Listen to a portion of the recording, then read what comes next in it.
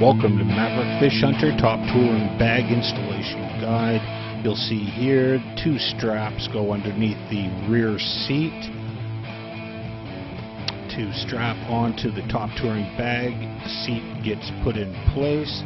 Straps clip onto the top touring bag, front and back, all 4 corners. Heavy duty clips and adjustable straps.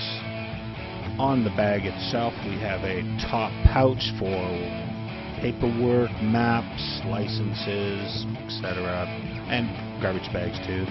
The second pouch I use personally for bits and pieces of clothing, hats, scarves, gloves, back and forward compartments,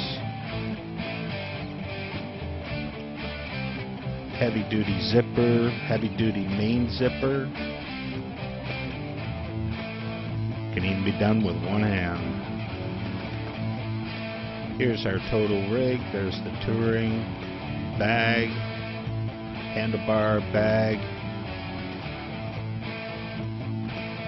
front handlebar bracket, ram rod holders, camera mounts, O'Brien, and the rear brackets.